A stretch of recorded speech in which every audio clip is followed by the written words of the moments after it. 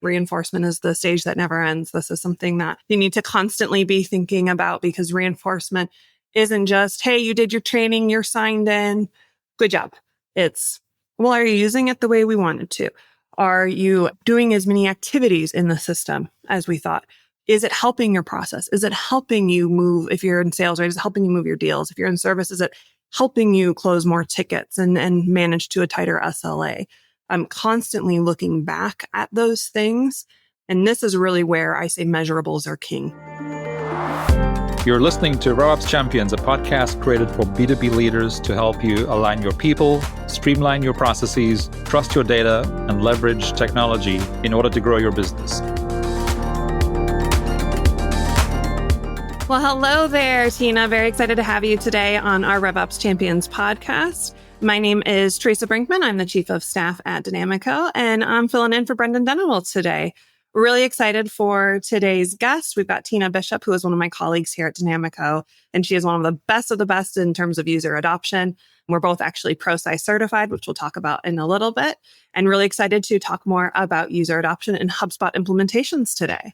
So Tina, please introduce yourself to our audience. Great. Thank you, Teresa. I am simply thrilled to be here. Like Teresa mentioned, I am a specialist in change management, training, and user adoption, and have been in those roles with various companies over the past 15 years. So excited to be on the podcast today and excited to talk about some things as it has to do with RevOps and change management. Awesome. And Tina, what first drew you to working more in terms of user adoption in these CRM implementations? Yeah, that's a great question. As I look back through my background, I served in a lot of roles within organizations, sales, marketing, and customer service, but ultimately landed in user adoption because I thought it was so critical to bring people along and to make them excited and engaged about technology that could really change the way they did their jobs. I was also very passionate about making sure people had the tools and the information that they needed to see beyond just the role they were filling. So it's not about knowing what buttons to click, but it's really about understanding the way technology can be used to kind of transform the job that you do. And you can take that with you regardless of the role that you have currently. So I love to be able to help people kind of grow in their career paths. That's great. I love to hear that, Tina. I think really similar from my career history as well in terms of, folks will spend a lot of money, time, effort in these technology implementations. They really want to bring some new transformation to their business. The thing that I always thought about was, well, what about the people that have to use that system? Are they being cared for? Because like any investment, you want to get your ROI on it. And we know that you're not going to necessarily get the ROI on any technology transformation unless your team and your users are bought into that and know how to use it and are excited about using it as well. That's how you're going to really get to that ROI and get to the best results. Exactly. People spend a lot of time and a lot of resources, on technology platforms, on getting them set up and sort of ready to go for their teams. But if you're not bringing people along from the beginning and getting them prepped and ready for the change, finding out what are the gaps in their knowledge, finding out how you can fill those gaps, then, you can have the slickest, most interesting, coolest sort of stuff out there, but it's not going to get a lot of use. And sort of like you alluded to, oftentimes I've seen organizations that kind of got to the end and then decided to bring in change management or then decided to bring in training. And really that's something that, needs to be given its proper due from the beginning. Absolutely. I love that. We'll definitely circle back to that. I want to talk more about that and when in a project you want to get involved. But before we dive into that, let's take a step back. And for our audience, let's talk a little bit more about change management as a practice. So Tina, you and I are both ProSci certified. So ProSci is one of the world's leading change management organizations. They do a lot of research. And so all of their frameworks, guidance that they have done is really based on real data, based on research that they're constantly doing, which is definitely why I was really excited to be trained by ProSci. I love putting that science behind what we're doing. And in ProSci, one of the things that they talk about is their ADKAR model. I'd love to talk to our audience a bit about the ADKAR model because that was when I first learned about the ADKAR model. It made change management something that went from very nebulous to me to something actually controllable and something manageable to do. So let's talk about the ADKAR model a bit here. Tina, can you tell our audience what ADKAR means? Yes, yes, yes. And it's so funny that you mentioned that, Teresa, because really my pro side training and learning about the ADKAR model also did the same thing for me. I thought change management was this fuzzy kind of something out there type of thing, but there really is concrete methodology behind it. And that's what ADKAR represents. So the ADKAR model stands for awareness, desire, knowledge, ability, and reinforcement. Very good. And so in that, those are 5 distinct stages that every individual needs to go through in any change, right? This isn't just a technology implementation or a CRM specific model. This framework actually applies to any individual change. And one of the most important things within this ADKAR model is it is sequential, and the sequence of this matters. And so when we talk about building awareness, desire, knowledge, ability, and reinforcement, we have to do it in that order. Typically what happens is that folks will see adoption rates pretty low. And you go back and you look at the ADKAR model and you can find that they got stuck in one point. So let's talk a little bit more about each of these phases and things that we can do during a HubSpot implementation or any other CRM or technology transformation to help our team members work through these ADKAR phases. So let's talk first about awareness, which is the first phase, as we know, and is really where it all starts. So Tina, what would you say is really important to be doing during this awareness cycle? Yes, great question, Teresa. And yes, great pickup. I just want to kind of go back and reinforce something that you said, that oftentimes, we get into these engagements, as you know, we as change managers or as trainers, and people are ready to skip right to the ability part, which is the training part. And they're like, okay, we built it. Now it's time to train. But yes, you're correct that all of these stages have merit, and you can't really skip over all of these and expect to have successful adoption. So the first A, as you mentioned, is about building awareness. And this really starts by identifying very early on what the objectives of your change management strategy are going to be. It also involves getting a key stakeholder involved very early on in the process, or a project sponsor. Maybe that's a better label for that person. So someone that is really going to be very visible during the engagement, and someone who is really going to drive why this is important for the organization and what the benefits are going to be for the individual user. Now, sometimes organizations already have an idea of that. Sometimes we as change managers get brought in to sort of help them craft that messaging. So you want to build awareness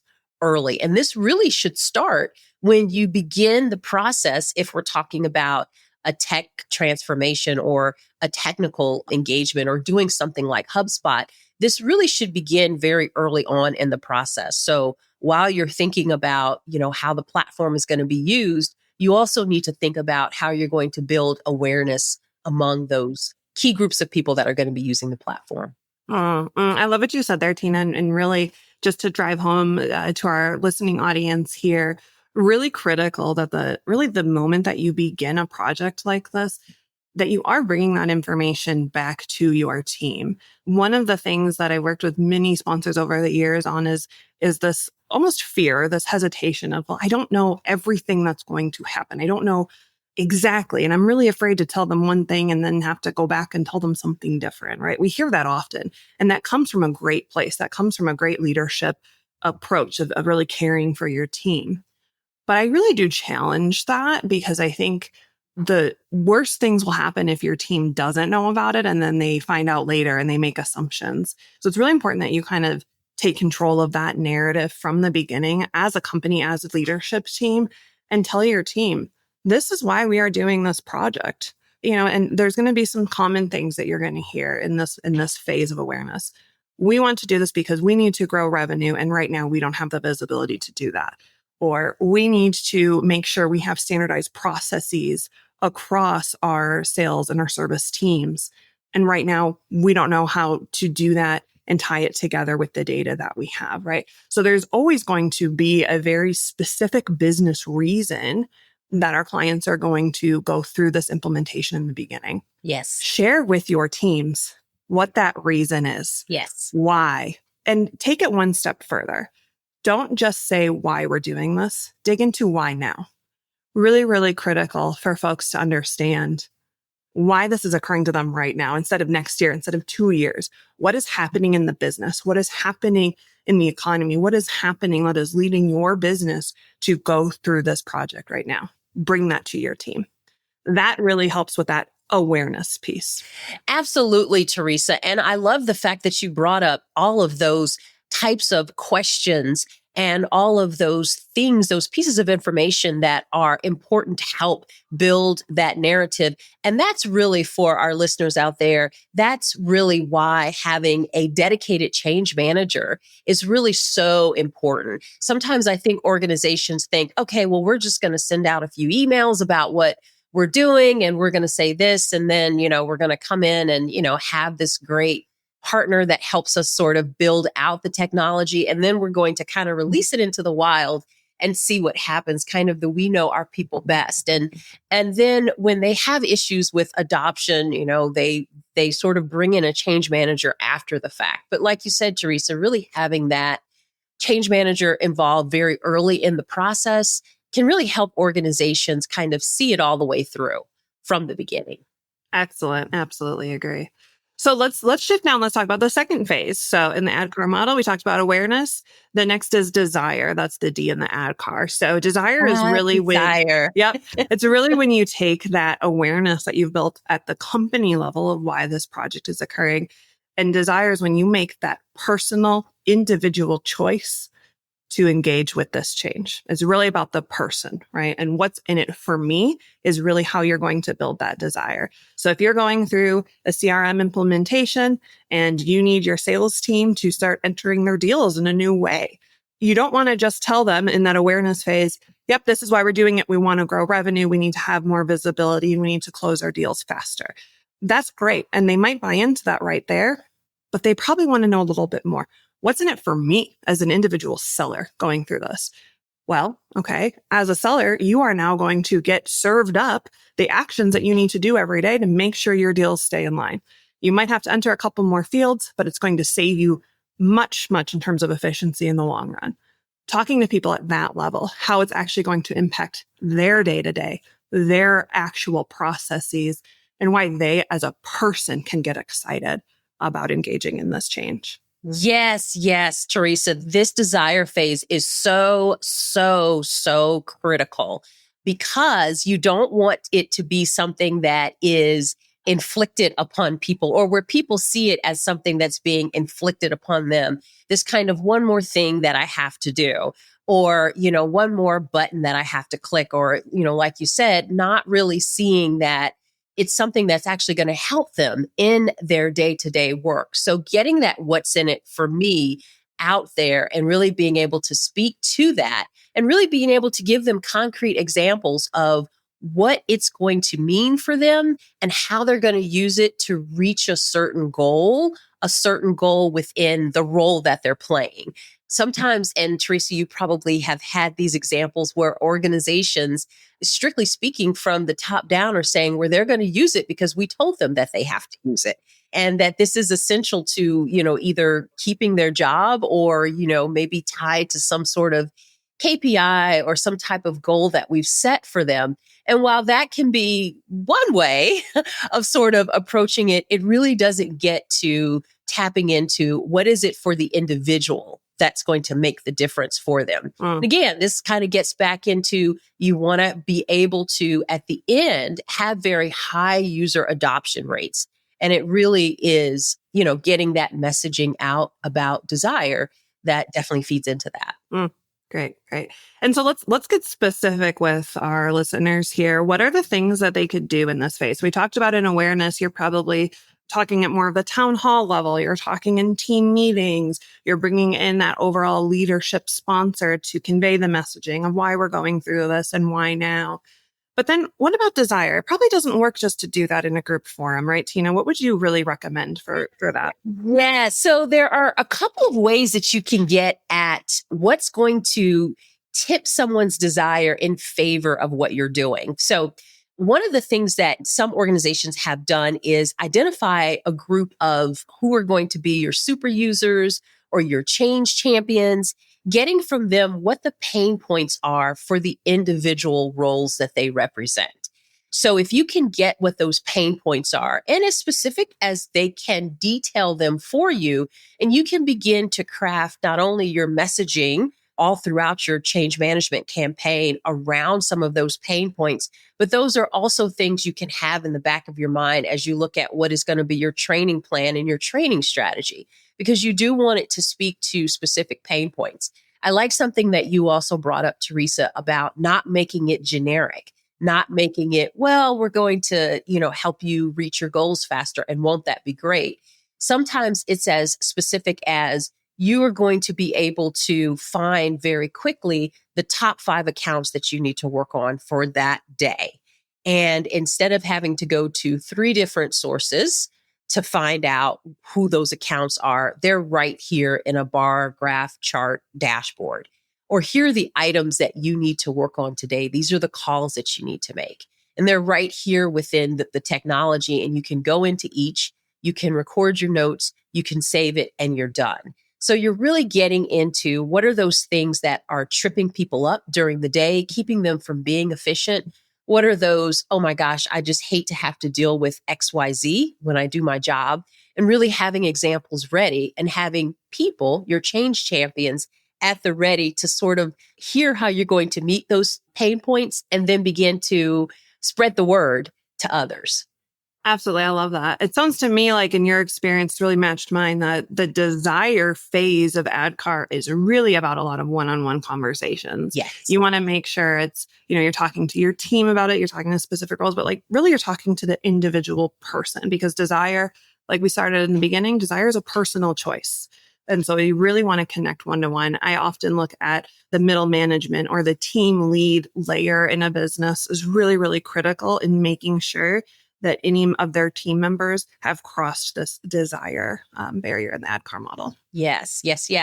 And I think, and I know we're going to talk about this a little bit later on, but one of the things that a change manager can also help with at this stage is identifying, not only identifying who those change champions might be with that sort of middle management or that team lead, but also identifying for both individuals as well as groups, what are some of the issues that might come up with others who may not have as strong a desire. So sometimes we kind of come in and we see those people that are enthusiastic, and so we're immediately drawn to them, we as sort of change managers and training strategists, and we're immediately drawn to them. But we can't forget, we can't leave out those people whose desires might not be as strong. We need to find out, what is it? What is it that's keeping them from either being excited about it, or what is it that sometimes it's a fear? Like you said, it's a very personal type of thing.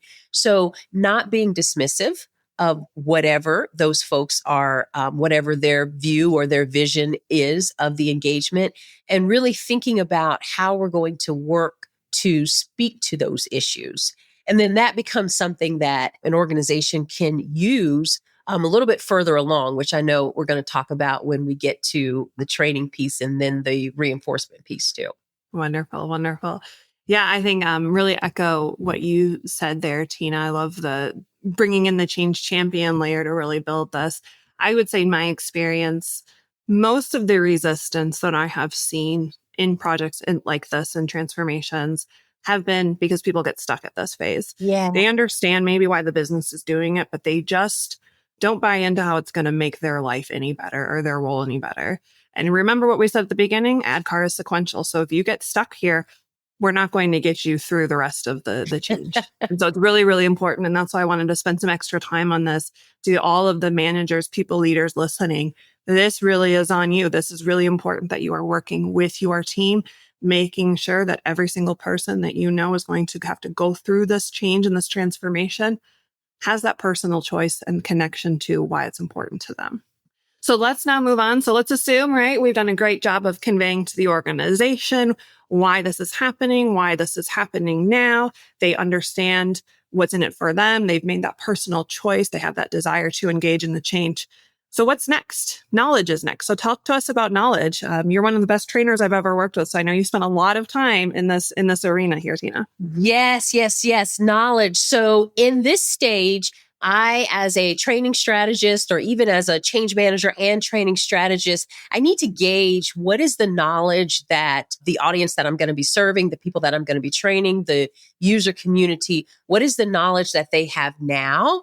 And then what do they need to know in order to use the system for their role? So I need to do a little analysis to find that out. I need to find out who needs to be trained, of course. What do they need to know? And then if there are any gaps, I need to identify those. So if someone has a certain skill set over here or a certain amount of knowledge over here, but the expectation is that they're going to have a different skill set or a new skill set or additional knowledge, then there's a gap there, right? They don't have or know everything that they need to know. So really taking the time to do a very thorough audience analysis on who is going to be using the platform, the ways in which they're going to be using that platform, and how they currently do their work now. And I'm just going to pause to, again, reiterate why it's so important to have a change management and a training strategist early on. Because when you get to this phase, when I, as a change manager or a training strategist, get to this phase, I should have been involved in the project from the very beginning. So as requirements were being gathered, as things were being done on the side to get the platform ready, as processes were being identified, then some of that is going to come into play when I'm ready to go through the process with the stakeholders of identifying what the teams need to know. I've already kind of been in on those conversations. Of course, I'm going to want to lead them from a slightly different lens, but I'm not coming in cold. If you're just bringing me in after all of this has been done, then those conversations have already taken place. Decisions have already been made. And so it's kind of like I'm having to kind of go back and pick up information after the fact. So, just to kind of stay on topic here, though, it is really important to understand what is it that people need to know and where are they, so that the training can then come in and be developed to fill that gap.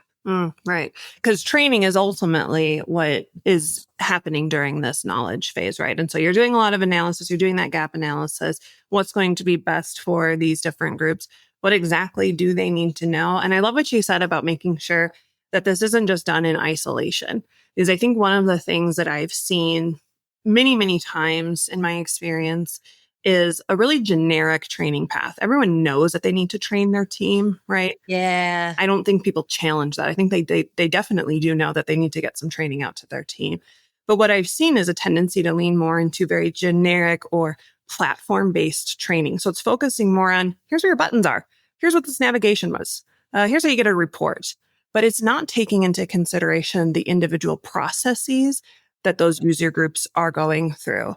So talk to us a little bit about that, Tina, in terms of how you are bringing in those processes and role-specific trainings in to really help encourage the knowledge. Right. Yes. So from the beginning, if I'm brought in at the beginning of the project, and I keep saying that plug because I think it is so critical, I am learning about how the platform is built out or customized to meet the needs of the overall business, right? There's sort of no denying that. Right. But when we talk about training individual users and individual teams, we really want to make it very functional and very role-based. So the training is not always effective, or the best approach is not always to say, here is the platform in all its glory, and this is everything you need to know about the platform. No, typically the user is served best when I'm saying, okay, this is how your day is structured. This is kind of what you're doing first. And we're going to walk through how the platform supports your work processes. And so having that approach to training for the end user or for that person makes it more real. They begin to see, yes, this is how it's supporting the work that I'm doing. Now, for other types of, user communities, if we're talking about system admins or something like that, then there's another approach that needs to be taken. But yeah, kind of giving them, here's everything you need to know, it's going to overwhelm them. And they're going to feel like they're never going to be able to catch up, or it's too much to say, okay, I get the whole platform. Oh, yeah. And I see how it's going to work for me. And I say that approach as much from experience as from anything else. When I first started working with CRM technologies, I kind of learned it in all its glory and was like, this is fantastic and phenomenal. And so when I shifted into training, I wanted to bring that same approach there. I said, oh, everyone needs to know everything about how amazing this platform is. And honestly, those first trainings that I did fell very flat because people weren't interested in knowing every little thing, like you said, every little button, every little click. They were really like, okay, what does this mean for how I do my job? How does this help me? Step 1, step 2, step 3. Oftentimes in CRM platforms, there's more than one way to do something. There's more than one way to accomplish something. So I, as a training strategist, have to look at the role and say, what's the best way for them to accomplish this based on what they're doing? So I'm not going to give you 15 different ways to do it. I'm going to give you the way that makes sense for your role. Perfectly said. So knowledge, we've trained our team. Yeah. That's in the middle of ADKAR, right? There's two things that come after it, ability and reinforcement. So I say that again, just to remind our listeners, often people are thinking about change management. When they're thinking about user adoption, they're thinking about that training. This is one step in the 5-step ADKAR model. So what comes after the training? It's ability. What does that mean, Tina? Yeah, the ability is now we're talking about making sure people can go in and do it. So I always recommend training where your users are in there with you. We don't want to do just a show and tell because people don't get it. People are eating their lunch. People are multitasking and doing other things. We always want to have them going in with us and stepping through their processes with us and then giving them some time to actually do it on their own, play around in it, see how things feel to them, get a sense of how things are laid out within the platform so that if they run into things that are a little bit, how should I say it? If there's some things that, everyone has things that happen, examples that happen in their workday where everything doesn't go according to plan. You've got some exceptions to what you're doing. And so if you teach people how to move around and have them getting into the system with you, then when those exceptions occur, they can kind of figure out for themselves how that might be managed within the platform. So yeah, that's that abilities piece. That's when you get down to the training. I also want to mention that training is always one of those things that, we get to the end of a project, this, Teresa, we get to the end of an implementation, and sometimes it's the thing that gets the shortest, that gets cut short. When time seems to be running out because people think, well, it's so intuitive, it's so easy to use, and a lot of CRM platforms are that people can just kind of figure it out and we'll just kind of let them loose in there. But that's not a really good way after you've, again, spent all this time and resources up till now. You don't want to cut it off too soon. Great summary there on the ability stage of ADKAR, Tina. What I would say, people leaders, when you are thinking about this for your team, make sure that you allow your team time, dedicated time on their calendar to go in and play in the platform. That is really, really imperative that they feel like they have the time and they are supported by their leadership team to go in and to try things out, to practice, to play around, check, are my deals showing up how they should? Let me see what happens if I make a test deal. Does it go all the way through? Really give them that time. It's really critical not just to cement that knowledge that they received in training, but this is when that person really starts taking that personal ownership. You're going to see more excitement, more light bulb moments. Oh, this pain point that I mentioned, it's getting solved through this, right? And so really making sure you're giving people that time to spend in the platform and not just rushing them through it and demanding, results very quickly after you go live, having that runway for your team, which segues really nicely into the final stage of ADKAR, which is reinforcement. And I like to say reinforcement is the stage that never ends. This is something that you need to constantly be thinking about because reinforcement isn't just, hey, you did your training, you're signed in, good job. It's, well, are you using it the way we wanted to? Are you doing as many activities in the system as we thought? Is it helping your process? Is it helping you move, if you're in sales, right? Is it helping you move your deals? If you're in service, is it helping you close more tickets and manage to a tighter SLA? I'm constantly looking back at those things. And this is really where I say measurables are king. Measurables become very, very important. One of the things that we do at Dynamico for our HubSpot implementations is we build different adoption dashboards at the end of our project. So we can actually see, okay, who's logged in? Okay, who's synced their Outlook over? Okay, who's created a deal, right? And you're constantly looking for this activity, because what you're going to find in this phase is some people got stuck somewhere further in that ADKAR cycle. You might see all of a sudden that you have a team member who hasn't logged in at all.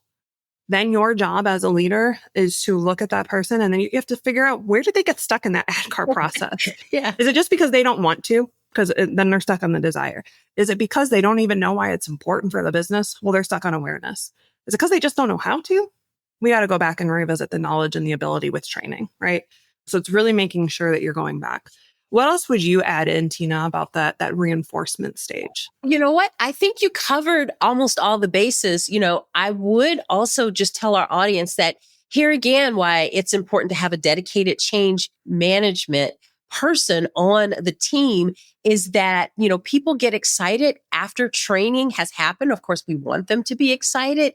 And they get in and they use the system. And what a change management strategist can help you get back to are some of those things that Therese pointed out, the reinforcement pieces of it. Now, sometimes in the reality of it is you have finished your time with a partner like Dynamico when the system actually goes live and your folks are in and using it. And so sometimes that might be the time that we actually drop off. So if you've engaged us from that change management strategy perspective, then we've helped you identify what some of those reinforcements are going to be, and also how you can identify, like Therese said, some of those points of resistance. So even if we as the strategist are no longer sitting there with you, you have a game plan, you have a blueprint, you have something that you can look at after we're gone to identify what's going on in terms of user adoption.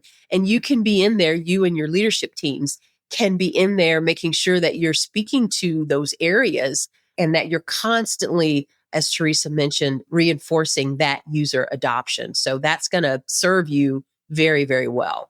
Awesome. And again, why is this all important? Why do we need to spend time making sure that every person on our team has gone through these ADKAR phases?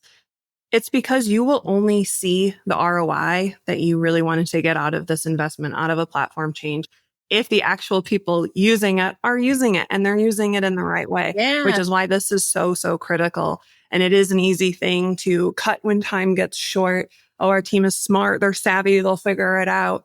If you're really, really serious about getting the ROI out of this implementation or out of whatever technology transformation you are doing, make sure you're just as serious about getting your people there too. Absolutely. Absolutely. Well said, Therese. Awesome. Tina, is there anything else that you would like to share with our listeners here as we wrap up our conversation? I think I just want to, and I know I've been saying this, I probably sound like a broken record, but I really just have to reiterate how important it is to have a change management and a training strategist as part of your CRM delivery and implementation team. Just having the bells and whistles is really not enough. And even for a platform like HubSpot, which is really easy to get in a very basic and a very minimal viable product sort of way, is really easy to kind of get up and running with. In terms of user adoption, that's kind of a whole different thing. So if you're going to make the investment in the platform, whether it's HubSpot or whether it's some other CRM tool, they're made so that, from the perspective of being able to use it right away, you can use it right away, but using it right away is something very different than user adoption. And so, that would probably be the parting thing that I would have for our audience is, to make sure that you've really thought through how you're going to do user adoption. Great. Well said. Well, Tina, it's been a pleasure having you on today's episode of RevOps Champions. Thank you It's been fun. For all of the greatness that you bring to our clients, making sure that their users are adopting, they're ready for go lives, and they're getting the most out of their system. If you have any questions about anything you heard here today, you can always reach out to the Dynamico team. Thanks, guys. Best of luck. Thank you, folks. Did you enjoy this episode? Find more at RevOpsChampions.com.